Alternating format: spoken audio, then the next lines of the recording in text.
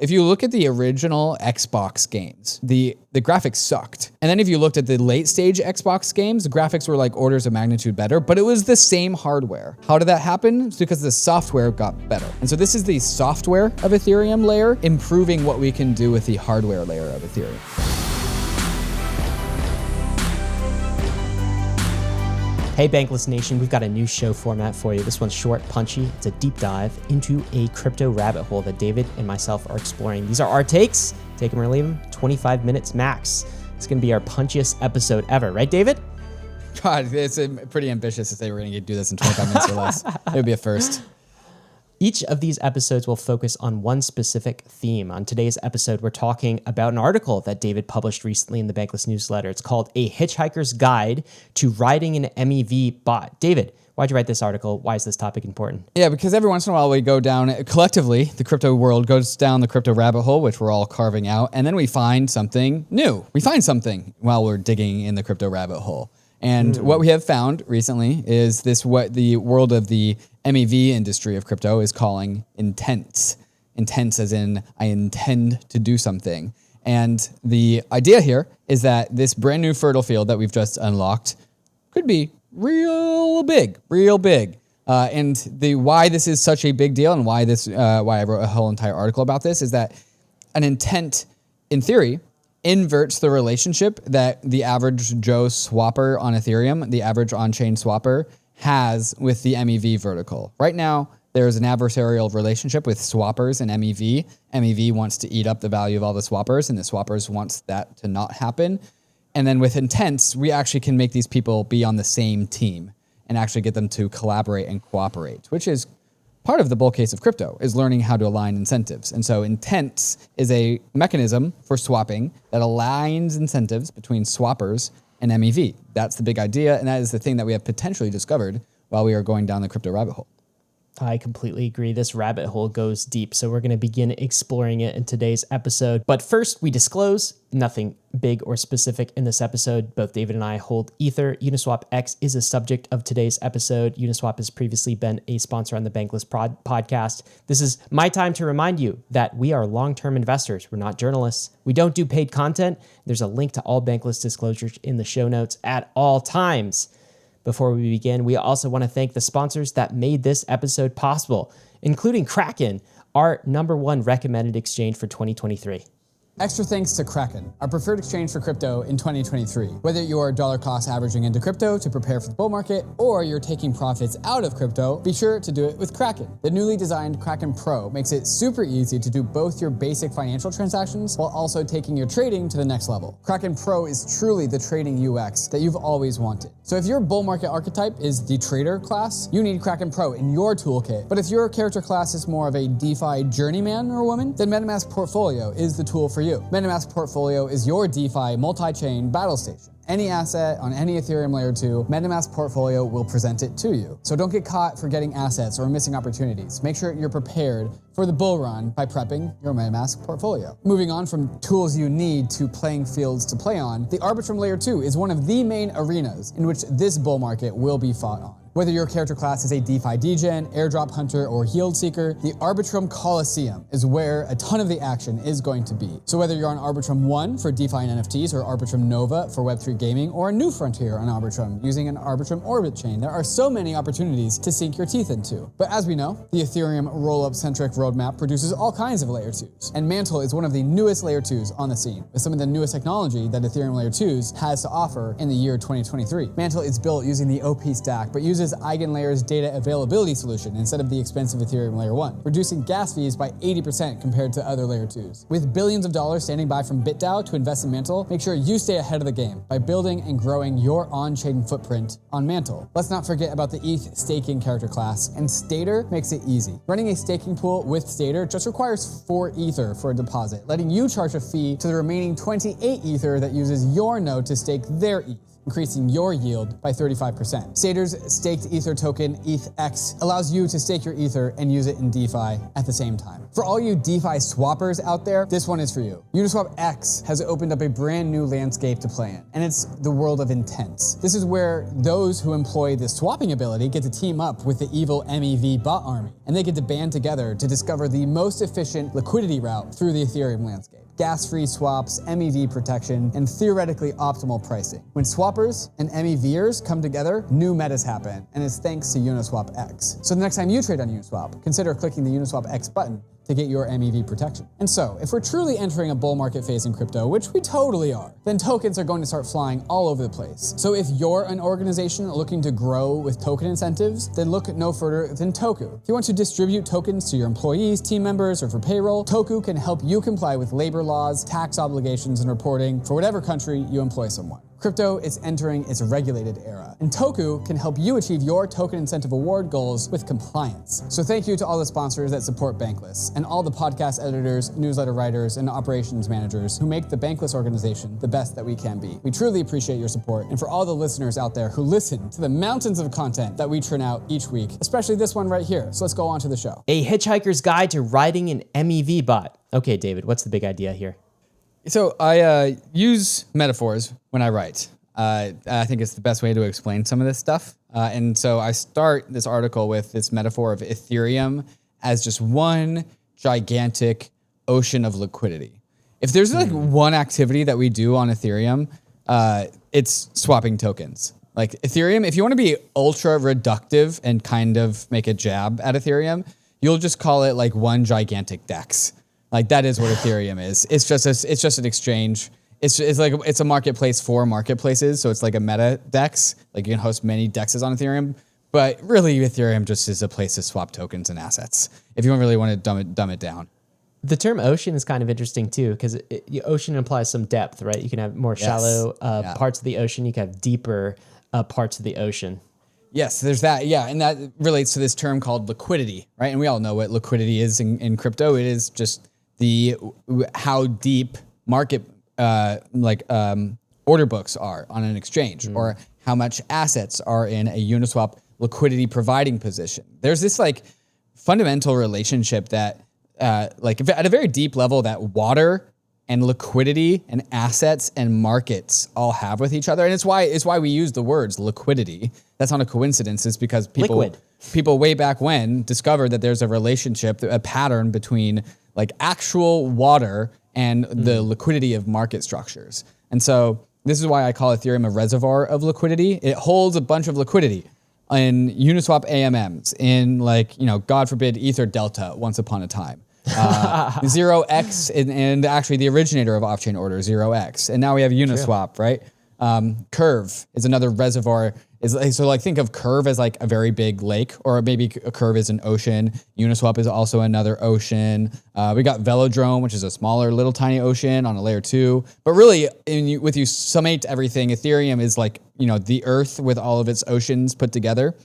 And in order to navigate across this landscape of Ethereum, if you view the Ethereum as a landscape, which you ought to, because like every single contract address or your Ethereum address is a destination. And then you also have tokens inside of your addresses, and each of those tokens have addresses, little destinations all across this world.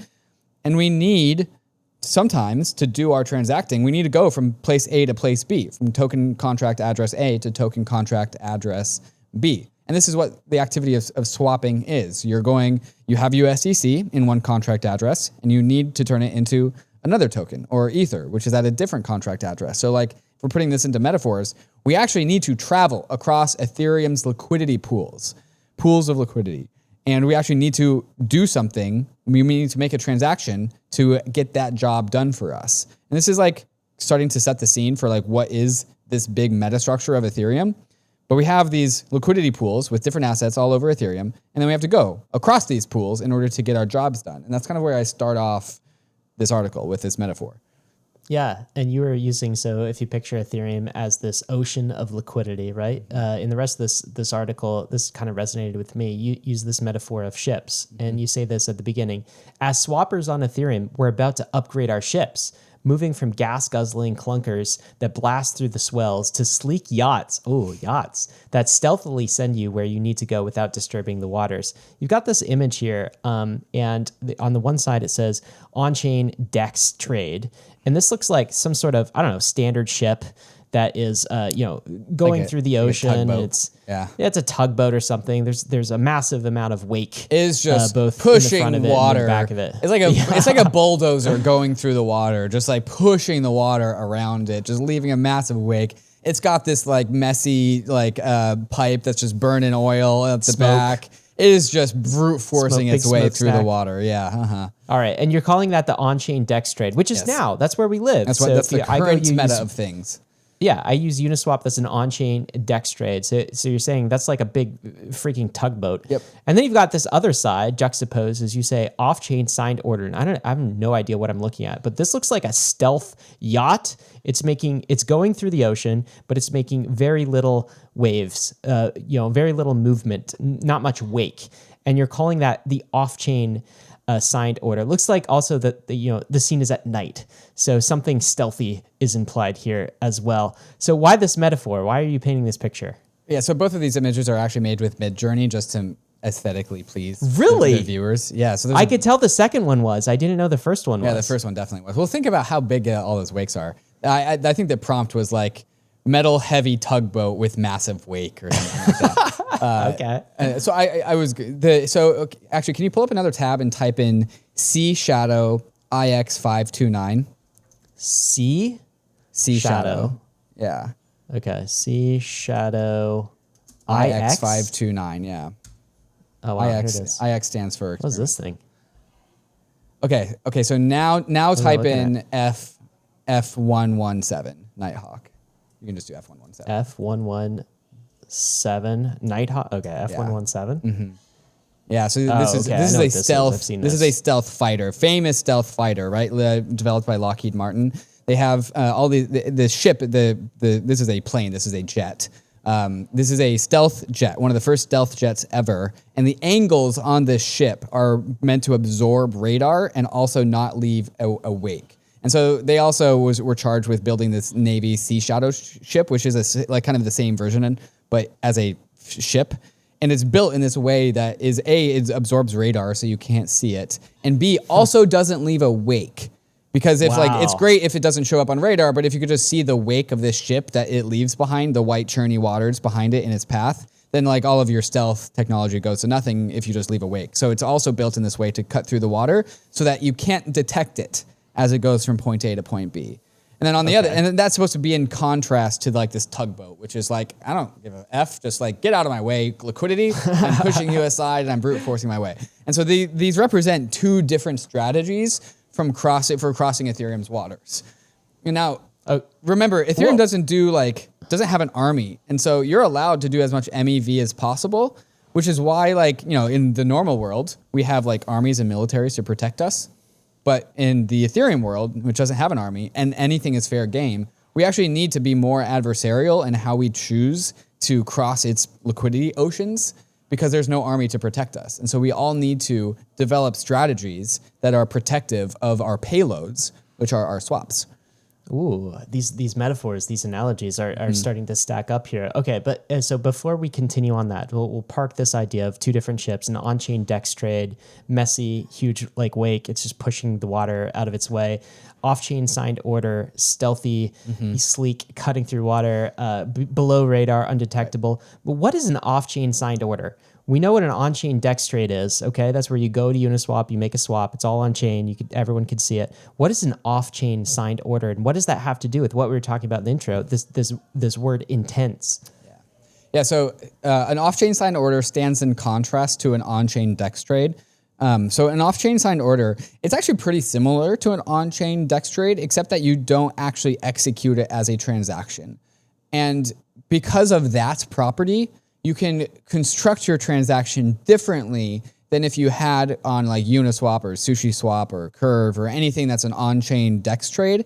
So with an on-chain DEX trade, you put in certain parameters that are like fixing variables in your transaction, because if you don't fix them, then the MEV bots come and eat them, right? So like with our tugboat, who's just like bulldozing through Ethereum's liquidity, it's a lot of things are hard coded into them, because if they're not, then the MEV monsters will get in and eat that transaction up.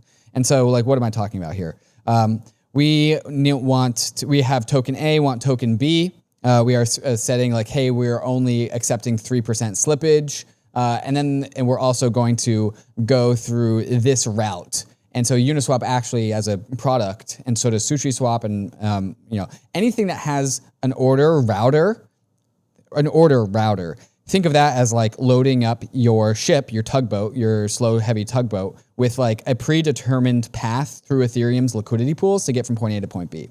And so you're saying, this is my path, and I'm only going to allow for 3% slippage to get there.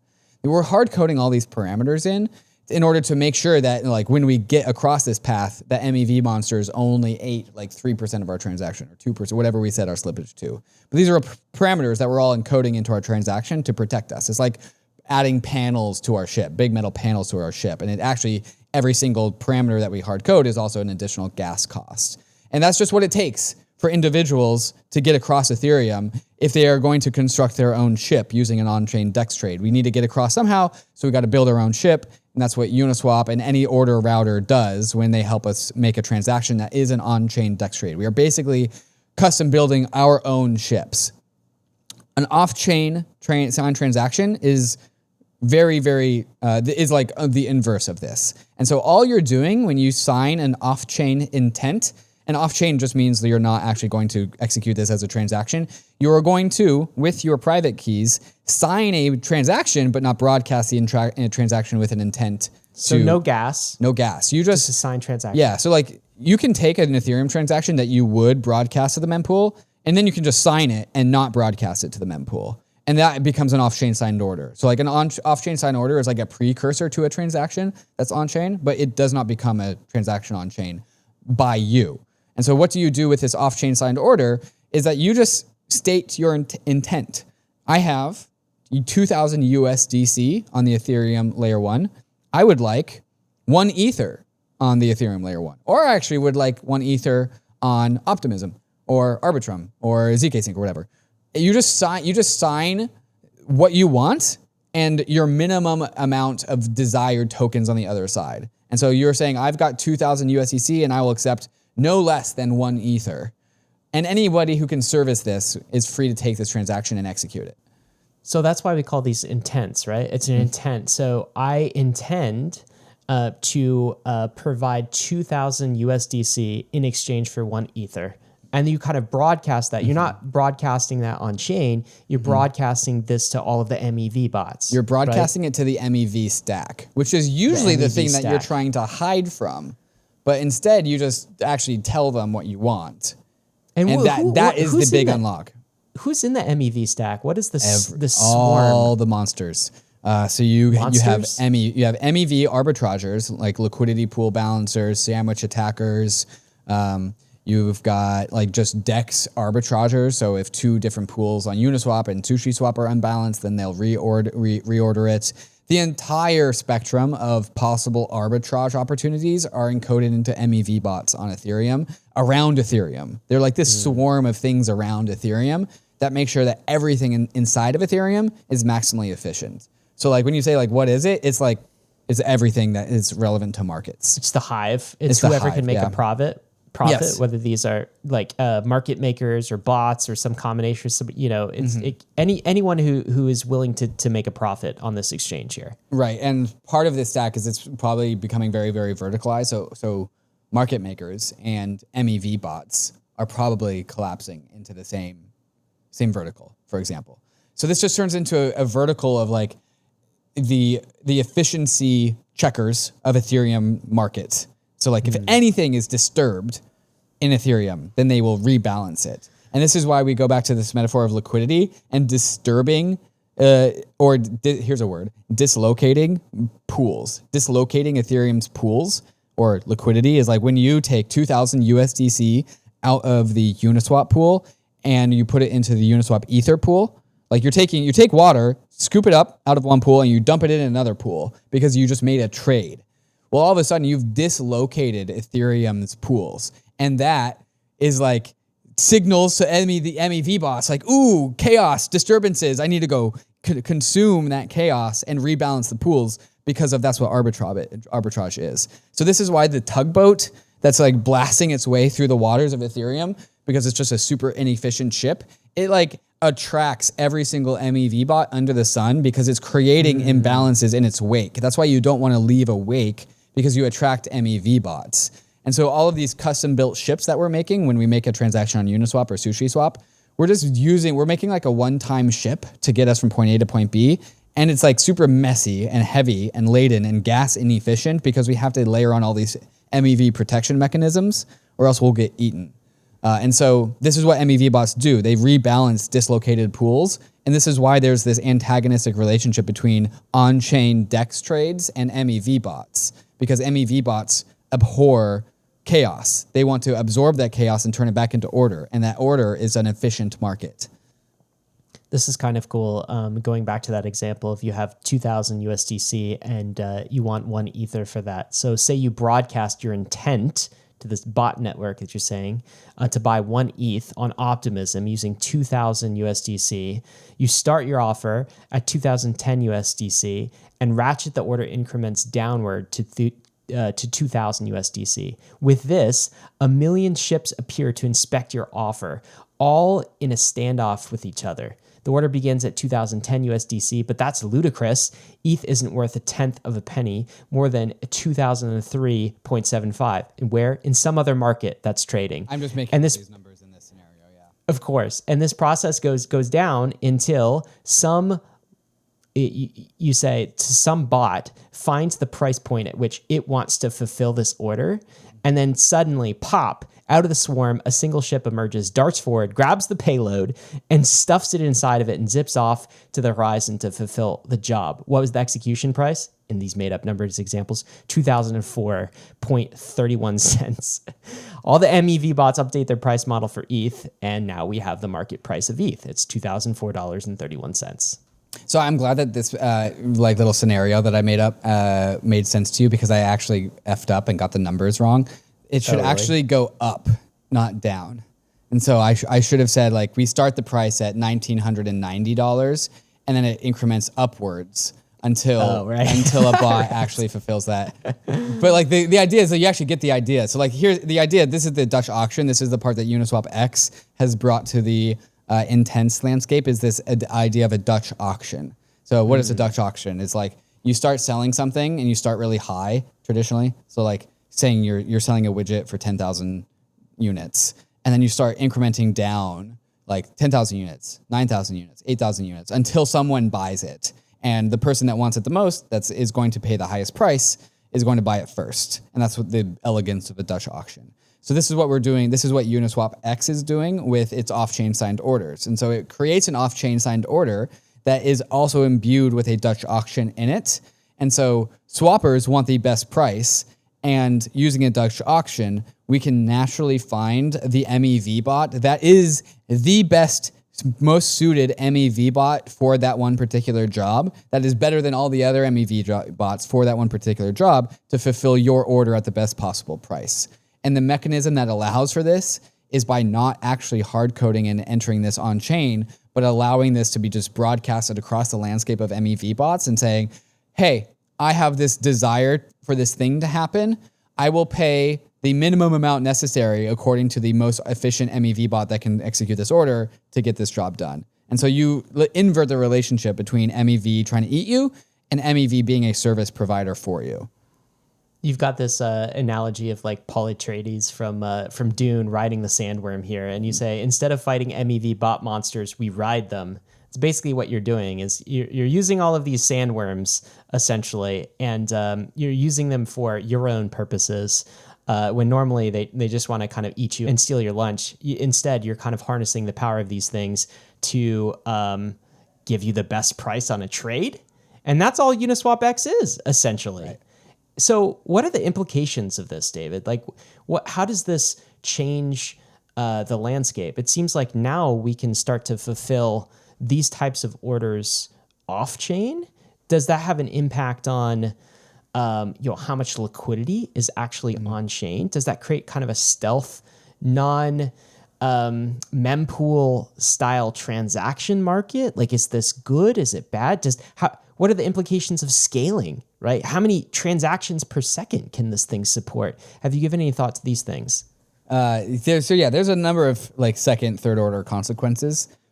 I think the easiest one to understand is that you actually don't need to spend gas anymore. The gas cost of your transaction just comes as a spread. And so it's just part of the USDC that you pay to buy your Ether. You're just going to get a slightly less amount of Ether because the gas cost is a part of the calculus that the MEV bot does when they are looking at your order. But the point is like if you're just trading two tokens that aren't Ether, you will trade tokens and the Ether balance in your wallet will stay the same because you are not the one spending gas. The MEV monster is, the MEV bot is. Gas is spent, an equivalent amount. Actually, this less gas will be spent per transaction because we don't have to load up all of those like hard-coded parameters in order to get this done. And so the average swap on Ethereum is actually going to become more efficient because of this. And that's the first reason why the average swap on Ethereum will become more gas efficient.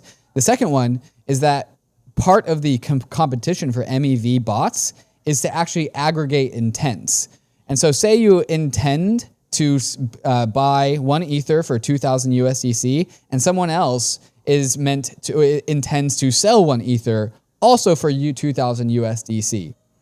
In the current example in the current meta, you would have both buyer and seller line up at the Uniswap desk and they would each take their bucket and scoop liquidity out of the USDC pool and put it back into the Ether pool. And then the next person would come and they would take the same size bucket and they would take it out of the Ether pool and put it back into the USDC pool. Both cost gas, both got arbed by MEV bots, and both happened in two separate transactions that were both on-chain. If they were both intents instead of on-chain signed orders, an MEV bot would be able to match these two orders together and just like cancel each other out, and almost like no gas cost between the two of them because they can just pay each other. And so like all of the aggregation of intents can kind of like, like remember in algebra where you have like things above the line and below the line and you like cross off the variable above the line and the below the line if they're equivalent variables, kind of like that. That's what you can do with intents because they haven't settled on chain yet. So an MEV bot can aggregate many different intents together, and they can cancel a lot of the coincidence of wants between intents out before going on to Ethereum and settling up in one gigantic settlement that disturbs a bunch of liquidity pools. So instead of having 10,000 transactions disturb Ethereum's liquidity pool 10,000 times, an MEV bot can aggregate 10,000 intents, cancel out like most of them, and then just disturb Ethereum's liquidity pools in aggregate of the 10,000 transactions, which would be like, I don't know, 1/100th the amount of disturbances across Ethereum's liquidity pools that would otherwise be the case. Does all of that make sense? It does, yeah. You say this in your article. With intents, a lot of the complexities between cross-chain liquidity, chain swapping, and bridge selection are all choices that will be made by the technical back-end service providers, by essentially these MEV bots are making that choice. Am I reading that correctly? And all users have to do is hop on the ship and enjoy the ride. So this makes this multi-chain ecosystem a lot easier for users to navigate. This really shifts the role of like what we thought collectively under the old paradigm bridges were for, right? Because then you don't need bridges for as many things, do you? As long as you have kind of the trustless bridge between mainnet and a rollup, that's kind of the bridge you need to preserve. A lot of the moving of assets from one chain to the other can happen in this MEV bot world, these off-chain orders with these intent-based orders. Is that right? Yeah, 100%. So it really puts this synchronicity back into Ethereum, where every single layer 2 is an asynchronous network, but the MEV bots work to make them all synchronous networks. Once again, they synchronize the state of liquidity across all of these layer 2s, and experts are work for margins in order to get that done. And so these are like this off-chain meta of off-chain MEV bots is like this other part of Ethereum that's not actually the Ethereum protocol. It's not the estate of Ethereum, but it's the swarm of MEV that makes sure that all of Ethereum's liquidity and state is synchronous across chains, even if there's like a few block time delays between any individual chain. Okay, so what does this paradigm shift, I guess in closing, really mean moving forward? I think there's more to unpack in this rabbit hole, and we certainly haven't unpacked everything today. I think a lot of the Bankless episodes in the future will be sort of going deeper down this rabbit hole. Obviously, order-based exchanges are going to change, right? So less on-chain sorts of orders and transactions, more off-chain. We've already talked about bridges. It seems like these off-chain orders aren't subject to the constraints of transactions per second on Ethereum mainnet or rollup either. Right. So do we have infinity transactions per second out there? There's also a conversation about centralization. Is this kind of a centralizing force? Is this sort of, are we losing the transparency of our on-chain markets? What do you think we have to unpack still in this intent-based conversation? Yeah, the convergence of these off-chain players, is the convergence between MEV experts and market makers. So tech and capital, how these landscapes converge is going to be interesting. How much we can actually squeeze into one of these things. So like I said, you could put 10,000 intents together and then compress them down with efficiency and computation, off-chain computation, aka your CPU in some market maker MEV bot's office, wherever. You can get a lot of scale out of this. One of the cool ways that tech scales, to use another metaphor, if you look at the original Xbox games, the graphics sucked. And then if you looked at the late stage Xbox games, the graphics were orders of magnitude better, but it was the same hardware. How did that happen? It's because the software got better. And so this is the software of Ethereum layer improving what we can do with the hardware layer of Ethereum. And so we're scaling transactions per second in a pseudo way, in a roundabout way, that way through intents by allowing 1,000 intents to come together and represent the same size of what would have ultimately been just 5 or 6 normal swap transactions. So that's a whole other rabbit hole. Is what kind of scale do we get out of this thing? How layer 2s relate to this, and how fast can the MEV swarm sync up a layer 2 to a layer 1? Is another vertical to explore, and I bet you there's so much more. It's a very large field. It totally is, and I think there's a lot of investable opportunities that you could find here around sort of how the MEV supply chain, the block builder supply chain is going to completely change, how all of these orders are going to be aggregated, what this means for the future of exchanges. If you actually want to go use intents today, I don't think Uniswap X is live. But, it's not live by default. You can go and set it to live, and you can make some trades on Uniswap X. Ah, okay. Beta. And there's of course CowSwap as well. That's at swap.cow.fi. And it's basically when you put a transaction, when you put an intent in, that's actually the MEV bots that are filling that transaction. So you can see how it works that way. So a lot more on this in the future. David, is there anything else you'd end with, or did we cover it here? I'm sure there's going to be more articles that are continuations of this, and so stay tuned for that. Hope you liked the episode, Bankless Nation. We've got some action items for you, including David's article, A Hitchhiker's Guide to Writing the MEV Bot. There's also some episodes that we've done previously on Uniswap X, one with Dan Robinson that you absolutely have to go check out. We'll include those in the show notes. As always, got to let you know, crypto is risky. You could lose what you put in, but we are headed west. This is the frontier. It's not for everyone, but we're glad you're with us on the Bankless journey. Thanks a lot.